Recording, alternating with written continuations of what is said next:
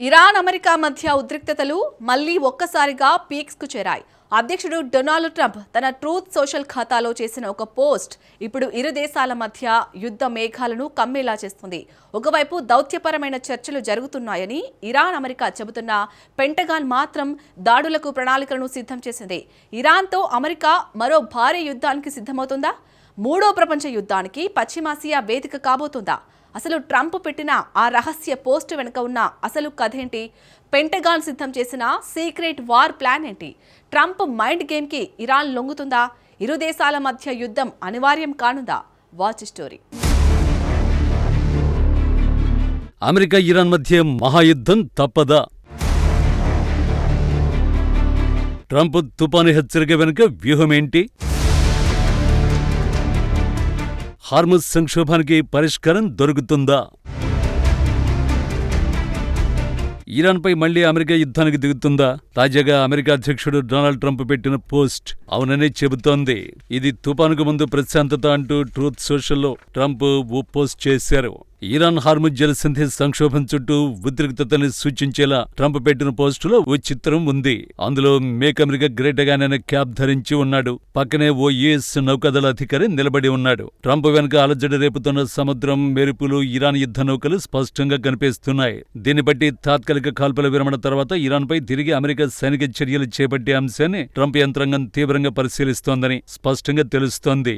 Beijing పర్యటన ముగించుకుని Trump తిరిగొచ్చాడు. Iran వ్యవహారంలో ఇప్పుడు కీలక నిర్ణయాలు ట్రంప్ తీసుకోనున్నట్టు న్యూయార్క్ టైమ్స్ కథనం వెల్లడించింది. ముందుగా ట్రంప్ దౌత్యపరమైన చర్చలకే ప్రాధాన్యమిస్తారు. చర్చలు విఫలమైతే మాత్రం మళ్లీ సైనిక దాడులకు వీలుగా ఉన్నత స్థాయి అధికారులు ముసాయిదా ప్రణాళికలను సిద్ధం చేస్తున్నారు. హార్ముజ్ జలసంధిని తెరిపించడమే ట్రంప్ లక్ష్యం. అందుకోసం ఇరాన్తో అమెరికా అధికారులు మిత్రదేశాలు ప్రయత్నిస్తున్నట్లు సదరన్ న్యూయార్క్ టైమ్స్ నివేదిక పేర్కొంది. ఇరాన్ తాజా ప్రతిపాదనను ట్రంప్ తిరస్కరించినట్టు న్యూయార్క్ టైమ్స్ నివేదించింది.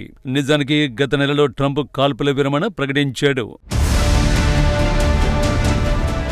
దీంతో నిలిచిపోయిన ఆపరేషన్ ఎపిక్ ఫ్యూరీని తిరిగి ప్రారంభించేందుకు పెంటగాన్ అత్యవసర ప్రణాళికలను సిద్ధం చేసింది. పశ్చిమాసియా నుంచి బలగాల ఉపసంహరణకు సంబంధించిన అంశాలపై అధికారులు చర్చిస్తున్నారు. పరిస్థితి తీవ్రమైతే దానికి తగ్గట్టుగా వ్యవహరించే ప్రణాళిక మా వద్ద ఉందని అమెరికా రక్షణ మంత్రి పీట్ హెగ్సెత్ తెలిపారు. మళ్లీ యుద్ధం మొదలైతే ఇరాన్ సైనిక స్థావరాలు, మౌలిక సదుపాయాలే లక్ష్యంగా దాడులను ఉధృతం చేయడం అందులో ఒక అంశంగా తెలుస్తోంది. మరో కీలక వ్యూహంలో భాగంగా ఇస్ఫహాన్ అణు కర్మాగారంలో భూగర్భంలో దచ్చిన అణు పదార్థాలను ధ్వంసం చేసేందుకు స్పెషల్ ఆపరేషన్లు చేపట్టే అవకాశాలు కూడా ఉన్నాయి. ఈ సైనిక వ్యూహాన్ని అమలు చేయడానికి వీలుగా ఈ ఏడాది ఆరంభంలోనే వందలాది మంది ప్రత్యేక బలగాలను ఇప్పటికే పశ్చిమాసియాకు అమెరికా తరలించింది. అయితే ఈ తరహా సైనిక చర్యల వల్ల ఇరుపక్షాల్లోనూ భారీగా ప్రాణ నష్టం జరిగే ప్రమాదం ఉందనే అంశాన్ని అమెరికా పరిగణనలోకి తీసుకుంది. మరోవైపు ఎదురుదాడికి సిద్ధంగా ఉన్నట్లు ఇరాన్ అధికారులు బహిరంగంగానే హెచ్చరిస్తున్నారు. తమపై ఎలాంటి దురాక్రమణ జరిగినా తగిన రీతిలో బుద్ధి చెప్పేందుకు రెడీగా ఉన్నట్లు Iran parliament speaker Mohammad Ghalibaf హెచ్చరించాడు. ఇరాన్ వ్యవహారంలో అమెరికా అధ్యక్షుడి సహనం నశిస్తోంది. హార్ముజ్ జలసంధిని ఇరాన్ ఖచ్చితంగా తెరిచి తీరాలని చైనా అధ్యక్షుడు షీ జిన్పింగ్ తో చెప్పినట్టు ట్రంప్ తెలిపాడు. అయితే హార్ముజ్ విషయంలో బహిరంగంగా చైనా ప్రభుత్వం ఎలాంటి ప్రకటన చేయలేదు. బీజింగ్ పర్యటన ముగించుకుని తిరిగి వస్తున్న సమయంలో ట్రంప్ మాట్లాడారు.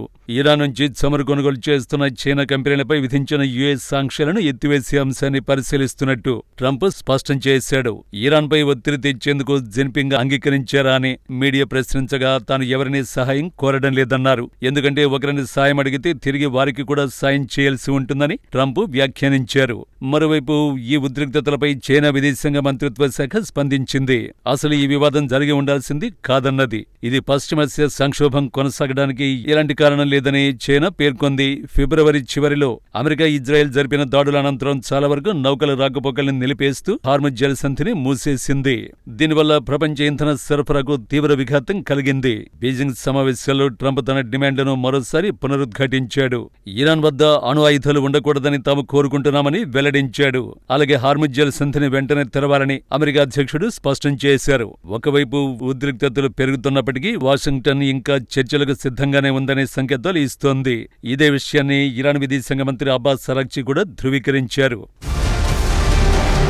చర్చల పురోగతితో మేము యుద్ధం ముగింపునకు చేరుకుంటుందని ఆశిస్తున్నట్టు ఇరాన్ విదేశాంగ మంత్రి తెలిపాడు. అయినప్పటికీ ఇరాన్పై ట్రంప్ తన ఒత్తిడిని కొనసాగిస్తూనే ఉన్నారు. ఫాక్స్ న్యూస్ కి ఇచ్చిన ఓ ఇంటర్వ్యూలో ఆయన మాట్లాడుతూ తాను ఇక ఎంతమాత్రం ఓపిక పట్టలేనని ట్రంప్ హెచ్చరించారు. తాను ఎక్కువ కాలం సహనంతో ఉండబోవడం లేదని ట్రంప్ తెలిపాడు. ఇరాన్ వెంటనే ఒక ఒప్పందానికి రావడం మంచిదని ట్రంప్ స్పష్టం చేశారు. అయితే ఇరాన్ మాత్రం తమ యురేనియం హార్మజ్ విషయాల్లో వెనక్కి తగ్గడం లేదు. చివరికి రెండు దేశాలు యుద్ధమే చేస్తాయా లేదంటే శాంతికి అంగీకరిస్తాయా అన్నది తెలియాలంటే మరికొన్ని రోజులు వెయిట్ చేయాల్సిందే.